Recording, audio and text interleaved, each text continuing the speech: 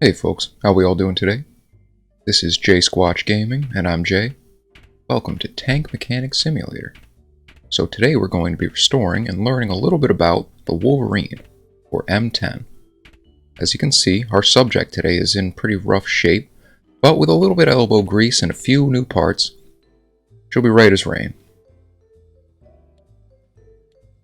Starting out removing the turret and engine, giving us easier access to the assorted internal parts. I like to take care of the engine block first, both doing the rust removal and sandblasting, before I even start on the hull and turret. The Wolverine, also known as the M10, or more formally by its official designation, the 3-inch gun motor carriage M10, is an American tank destroyer used in World War II. As America broke into the war in 1941, the newly formed tank destroyer force was in need of, well, a tank destroyer. So in November of the same year, the Army made that request for the exact thing, with the stipulation that it must have a fully traversable turret. Mere months later, early in 1942, a prototype was presented, and that was put into production by April of 1942. With that taken care of in short order, we're ready to begin the rust removal on the rest of the tank, starting at the top with the turret and working our way down. At that point, they weren't quite finished perfecting the platform, but after some changes to the turret and hull, the prototype was selected and put into production as the 3-inch gun motor carriage M10. Though troops often just called it a TD, a generic term for a tank destroyer at the time. While other tanks such as the M5 Stuart and M4 Sherman got nicknames, the M10 never received one during the war, and it's not entirely certain where the Wolverine got its nickname from, possibly being a post-war creation.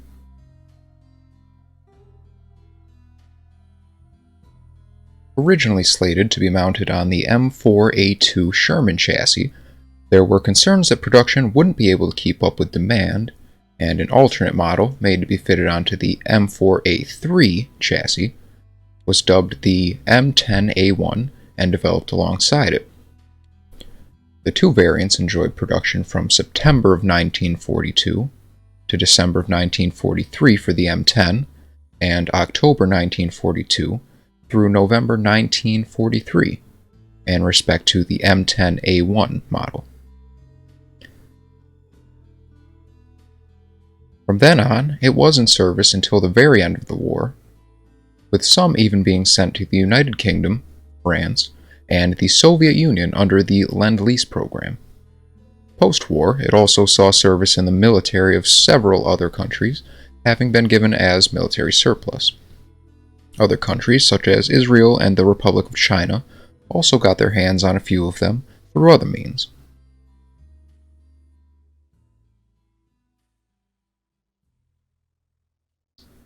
The Wolverine was designed with one thing in mind: knocking out enemy tanks. While any American tanks were expected to engage enemy ones during an attack, they were more in the role of supporting infantry, destroying fixed defenses, and flanking around the enemy's exposed rear area. The job of destroying massed enemy armor was passed then to the tank destroyer force, having now received their new tank. Fast and deadly, the new M10's job was to counter German blitzkrieg tactics.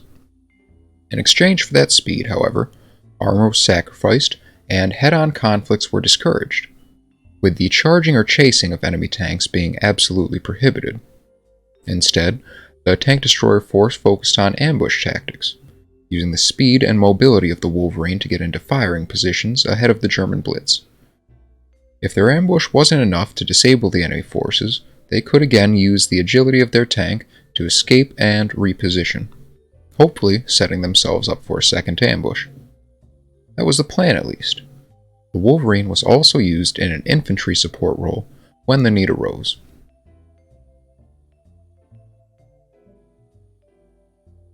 Getting into the real details of the machine, I'd like to start with the armament that it carried. The M10 was fitted with the 3-inch, or 76mm, gun M7, which was capable of firing 5 separate rounds.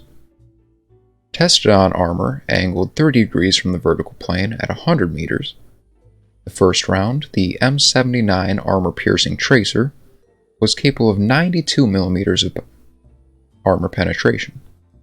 The second, the M62/M62A1 armor-piercing capped ballistic cap high explosive shell, could penetrate up to 82 millimeters. And the third, the T4, which was later dubbed the M93 High Velocity Armor-Piercing Tracer, or M93 HVAP-T, which, while rare and not introduced until 1944, also in small numbers initially, was capable of penetrating a whopping 135 millimeters of armor.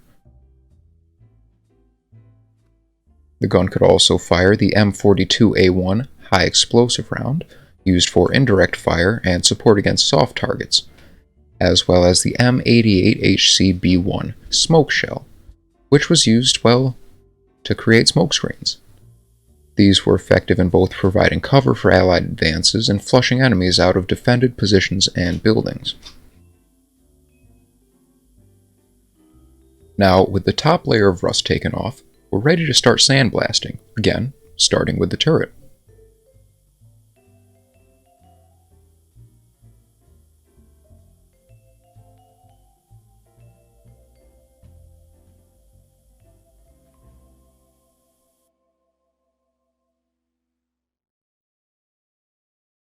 That's not all this old girl was packing, though. She also had quite the selection of personal protection for her crew. There was a mount for a 50 cal Browning M2 HB machine gun, the legendary Ma Deuce, which still sees service to this day, making it the second longest serving firearm in the US, only beaten out by the M1911, which was, interestingly enough, also designed by John Browning. The M2 HB was typically used against enemy aircraft or advancing infantry. The Wolverine also carried with it a Thompson submachine gun, an M1903 Springfield with an adapter for anti-tank rifle grenades, and the crew would also be armed with M1 carbines. On top of that, there were storage boxes in the turret containing 5 frag grenades, 5 smoke, and 2 thermite grenades in total. After the tank entered production, it was found that the barrel of the gun was too heavy, and the manually operated turret couldn't traverse on an angle of more than 4 degrees. After a few attempts at fixing this issue, they settled on just slapping extra weight onto the back of the turret, eventually coming to the end solution of using a set of counterweights weighing in at 3,700 pounds to offset the weight of the gun. The traverse speed was also a bit of an issue, being manually operated. It could take up to 80 seconds to turn a full 360 degrees. Near the end of production, there was one mounted with a hydraulic traverse mechanism, but that never went into production as the contracts for the tank's production were nearly finished.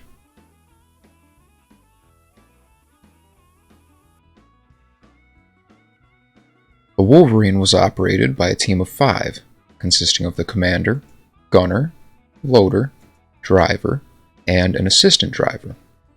The open-top turret, while providing excellent vision and easy communication with nearby infantry, left the crew vulnerable to attack. Shrapnel and grenades coming through the opening, as well as attacks from higher elevations such as buildings and trees, were all possible threats for the crews of these vehicles.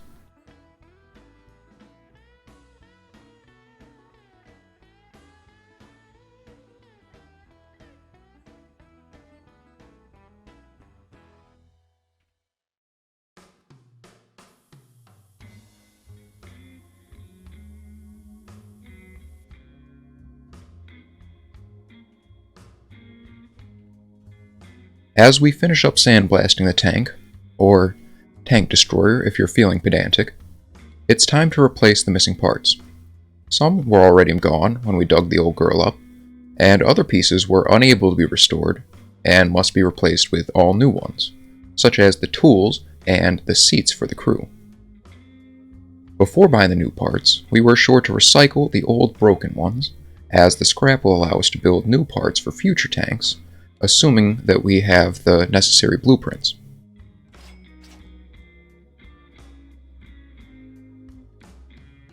Now that we have our parts, it's high time that we get back to work on putting the machine together.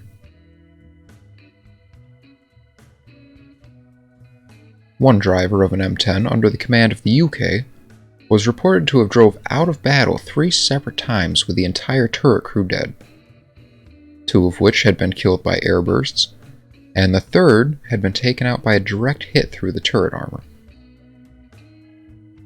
When the same driver received his 4th consecutive crew, they refused to ride with him and he was transferred to a different unit, after being told to keep quiet about his past.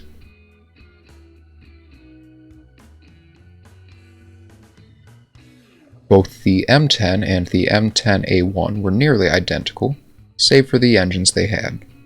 The M10 carried the General Motors 6046, which was 2 Detroit Diesel 6-71 inlines, working on a common crankshaft. This put out a total of 375 horsepower, and while it was outclassed in performance by the Ford GAA in the model M10A1, which was not only lighter, but put out 450 horsepower, 75 more than that of the General Motors engine in the M10.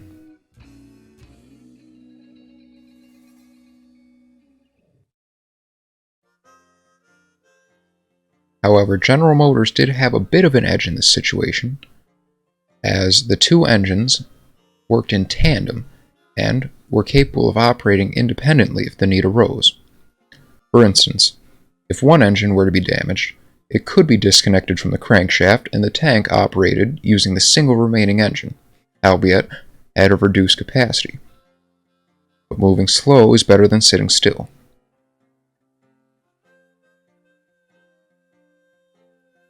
For the 2 tanks, this comes out to a power-to-weight ratio of 12.68 horsepower per metric ton in the M10, or 15.5 horsepower per ton in the M10A1, giving the raw power advantage to the M10A1, although fewer were produced. 1,413 complete M10s with an additional 300 chassis were produced without the turret, compared to 4,993 of the base M10 model.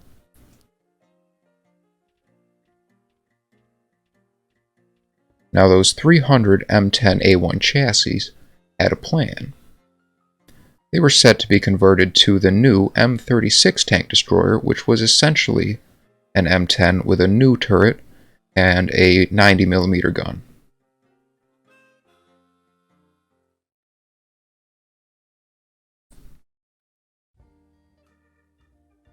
The Wolverine was very lightly armored compared to her contemporaries, with her lower hull at 1 inch, or 25.5mm of armor, at the sides and rear, and a half-inch thick floor. The transmission cover was 2 inches, or 50.8mm thick, and the sides and rear of the hull had 3/4 inch, or 19mm of armor. The turret itself had 1 inch of armor on the front, sides, and rear, as well as a 2 1/4 or 57.2mm gun shield. Now this did leave her vulnerable to most of the German anti-tanks weapons at the time. However, this tank was never truly intended for head-on combat, being designed more for hit-and-run ambush tactics than anything else. Yeah, unfortunately, that wasn't really how it ended up going. By 1944, the chassis the M10 was mounted on was considered heavy and slow, and was quickly being phased out by a newer, lighter, and faster tank destroyer, the M18. Subsequently, M10 battalions were often attached to infantry and armored divisions for additional fire support. Taken out of their intended role, they ended up facing more head-on conflicts and suffered for the light armor mentioned earlier. with a number of the U.S. divisional commanders requesting for their M10s to be replaced with fully armored tanks.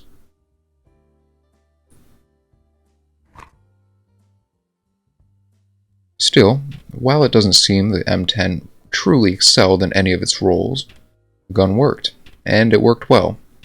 Despite its weaknesses, the Wolverine still managed to rack up quite a few takedowns on enemy tanks. The 823rd Tank Destroyer Battalion, the highest scoring tank battalion in the entire European theater, claimed to have destroyed 113 Panzers, with 27 Panthers and 18 Tigers counted in those numbers, using M10s and tow-behind guns.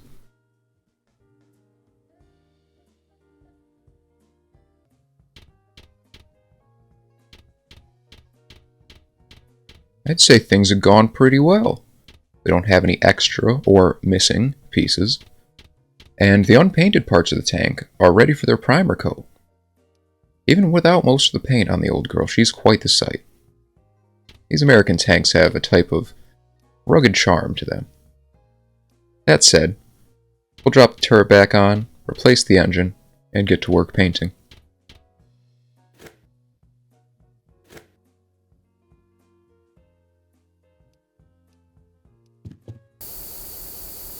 Eventually, however, advances in German armor started giving the 76mm gun some real trouble, and the need for something with a little bit more punch was recognized. 1943 brought about a partial answer to this issue with the inception of the M36 Jackson tank destroyer, mounting a new 90mm gun as well as a larger turret to make room for it, and even a shiny new power traverse system, so that the crew didn't have to crank the turret all the way around on their own.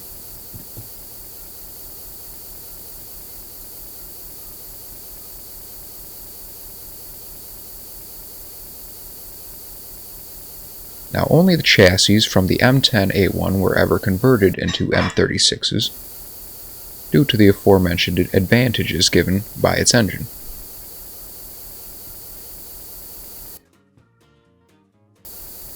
And there were in total 1,413 M36s built, with 190 of them being built after the war even. And the tank has even seen service as recently as 2001 in service under the Republic of China.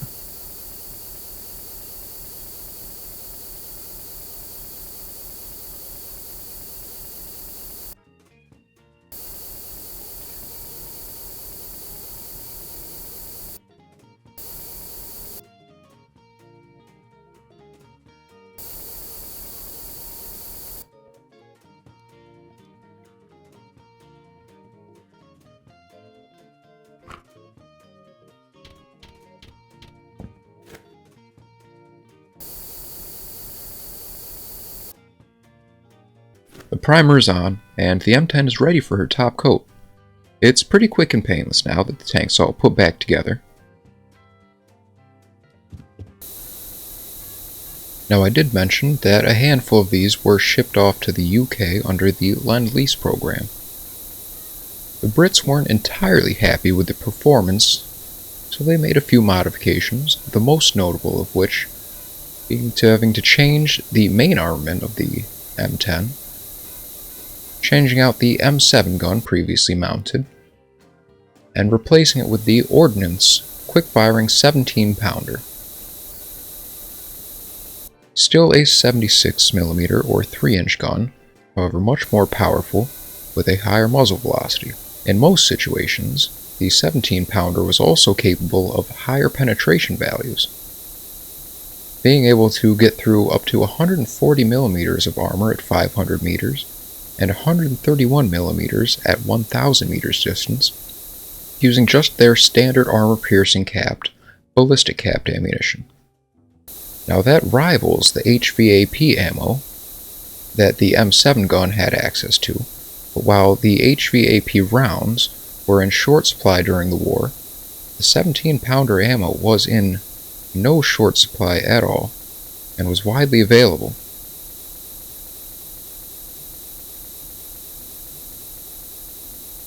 On top of this, they also slapped a little bit more armor, with the addition of 17mm thick armor plates on the front and sides to increase the protection. And finally, the M10's open turret was fitted with a 20mm thick shield, so that you wouldn't have grenades getting tossed on your head all the damn time anymore. So I think that one was a pretty good move.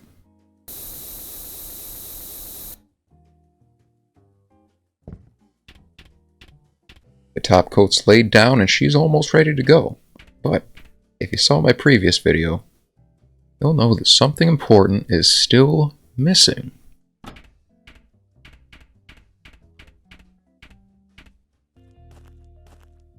That's much better.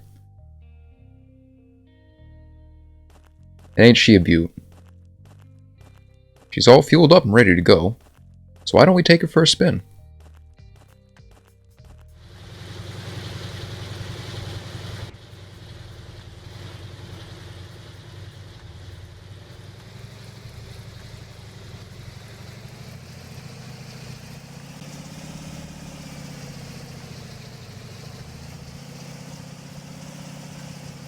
Let's see if we can take the hill. I don't think the T-34 could have made it up this one.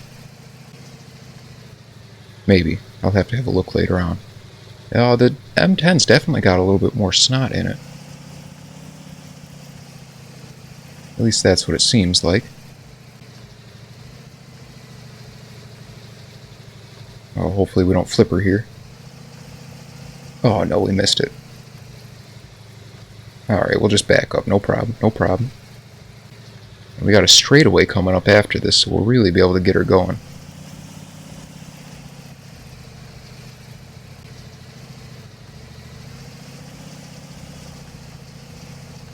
Taking all these obstacles in stride, not much of an issue, though she's not exactly speeding along like we'd sort of imagine after a tank, kind of designed to go fast. Though this time I think we'll just chalk that up to my terrible driving.